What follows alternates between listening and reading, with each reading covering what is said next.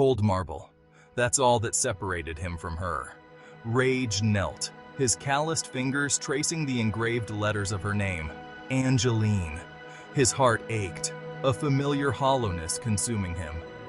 "I miss you," he whispered, his voice raw with unshed tears. The wind rustled through the nearby trees, their leaves a kaleidoscope of autumn hues. It was as if nature itself mourned alongside him. He'd promised her forever, but forever had ended abruptly, cruelly, a year ago. A car accident, they said. He remembered the phone call, the gut-wrenching emptiness that had swallowed him whole. He'd never felt so lost. "I'm trying, Angie," he choked out, clutching a bouquet of lilies, her favorites. Their sweet scent did little to mask the bitter scent of grief that clung to him like a shroud.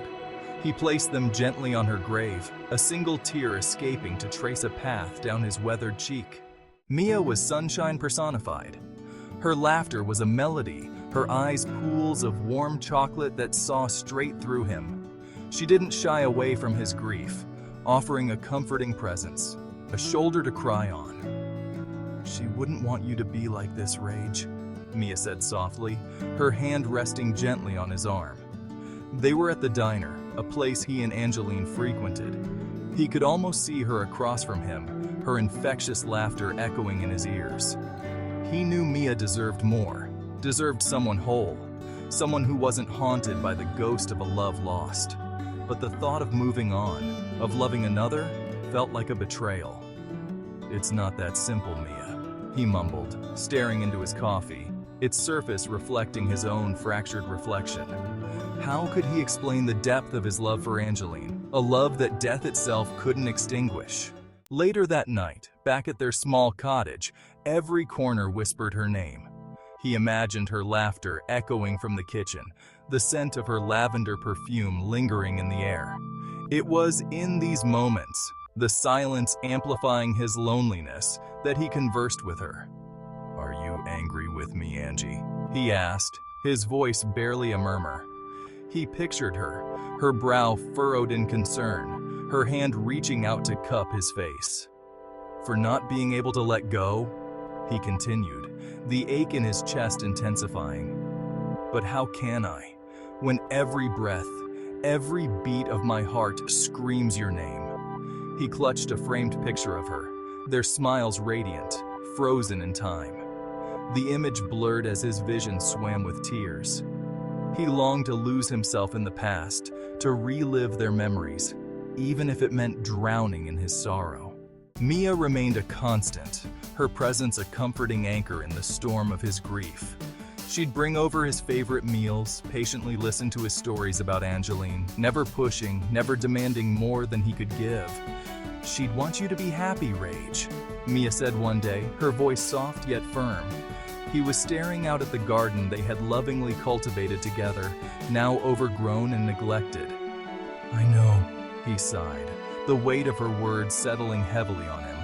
He appreciated Mia, her kindness, her unwavering belief in him. But his heart, it remained buried with Angeline.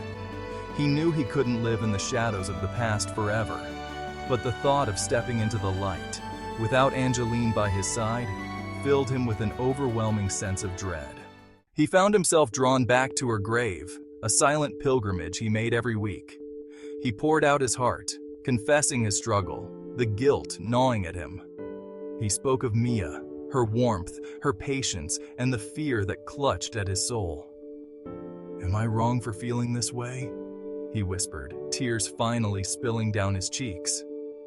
The wind picked up, swirling around him, as if carrying her response, her forgiveness. He knew he couldn't keep punishing himself. Angeline wouldn't want that. She would want him to live, to love, to find happiness again. But the how, the when, remained an elusive whisper in the wind. As days turned into weeks, he began to notice the small things, the way the sunlight danced on the leaves, the melody of birdsong in the morning air. Life, he realized, was still unfolding around him, even in his grief. He allowed himself to accept Mia's companionship, her gentle encouragement. He started tending to the garden again, each new bud a symbol of hope, a testament to life's resilience. He would never forget Angeline, her memory forever etched into the fabric of his being. But slowly, tentatively, he began to envision a future, one where her love, instead of holding him captive, set him free to embrace life, and perhaps love again. The pain of her loss would always remain, a dull ache in his heart. But within that ache, he realized, there was also space for gratitude, for hope, for a love that transcended even death itself. The dawn was breaking, fragile yet persistent, promising a new day, a new beginning.